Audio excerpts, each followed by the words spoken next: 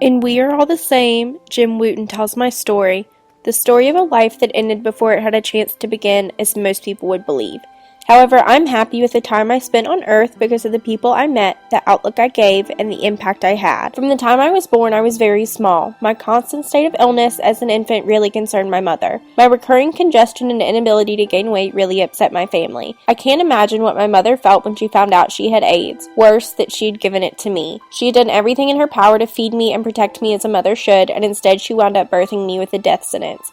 Some people say miracles happen every day. I think my mother truly believed this the day she took me to live at the guest house. Gail Johnson was already blessing enough for taking us in and continued to show her spirit when she allowed me to stay in her home after the guest house closed. Alan Johnson easily could have let my new residence become another sore spot in he and Gail's marriage, but he instead welcomed me with open arms. Along with a new house, a true family, a pool, and my own room, I got something I wasn't expecting, a name change. I went from Zolani Nkosi to Nkosi Johnson. Even with the newfound brightness of my life, there was still darkness. I was only 3, and doctors only expected me to live another year. Sometimes, it seemed that my life mirrored the life of my country. During my 3 years on Earth, Nelson Mandela was released from prison. Mr. Wooten said that during this time, both boy and country were struggling to make the best of an uncertain future in the face of a grim inheritance from the past. South Africa's past was that of apartheid and racism, mine was unfortunate health. Gail tried to heal my disease with laughter, and I sometimes wonder if our country couldn't have taken a lesson from this. Mandela's freedom was a glimpse of happiness, but it needed to develop into a full chuckle. By my 4th birthday, my health was improving, despite the prognosis doctors had given to Gail. As my future brightened, so did South Africa's. Mandela received a joint Nobel Peace Prize for his work, and blacks now had the right to vote. Gail tried, but the kids in our neighborhood never played with me. I wonder if it was my skin color, my sickness, or both. I finally decided that I wanted to go to school. Gail fought until I was finally enrolled at Mel Park Primary School, where the principal was happy to have me. It seems the parents were unhappy that I would be in class and interacting with their children, even though, had they been educated about AIDS, they would have known that their children were at no risk. I was so happy when Gail finally told me I was allowed to go to school. It gave me a chance to live as a normal kid. I made 2 good friends, Aubrey and Eric. Eric is my best friend though, and he always looks out for me when I'm at school.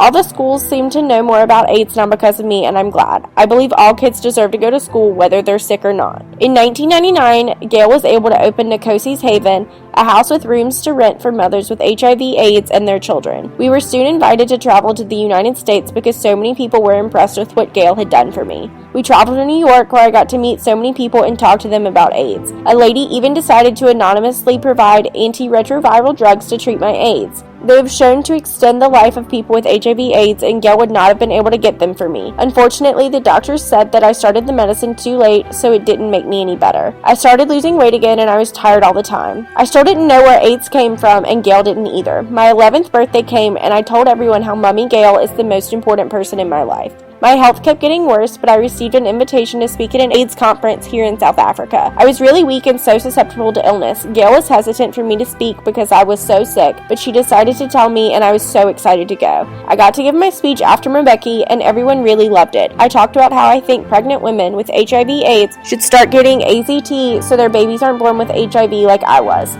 Gail told me not to think or talk about death, but I got to talk about it with Jim. I told him how I think death is close for me and I'm going to die like my mother, except I'll never get to see adulthood. I got to go back to America, where I had lunch with Robin Williams and went to Disney, along with speaking more. I was so tired, but I showed how strong I was. I came to realize that the medicine wasn't helping me, and I told Gail that I wasn't going to take it anymore, so she didn't make me. Everyone realized that I didn't have that much time left anymore, since my CD4 couldn't go any lower, and I was continually getting sicker. It was 2001. I decided to take a bath, and Grace, the lady who ran Nkosi's Haven, kept a check on me. I just wanted to relax, but while into the bath, I fell into a coma following a seizure. They said my seizure caused massive brain damage and I may not wake up, which is why they sent me home. I was back in my room with all my stuffed animals, my comfy bed. Gail stayed by me and Eric even came to see me. Gail kept saying how sick I looked and how she never wanted to see me like that. Jim came to say goodbye before he left too. 5 months later, I had another seizure and my classmates celebrated my 12th birthday without me there, but they still got the cake. I died as the sun rose on the first day of June with Gail holding my hand, setting me free. Most of my friends friends said that I was now an angel in heaven, but some would say I was an angel here on earth. I think Gail would disagree, seeing as I was a young boy. However, my life was full, and I'm so proud of Gail, myself, Jim,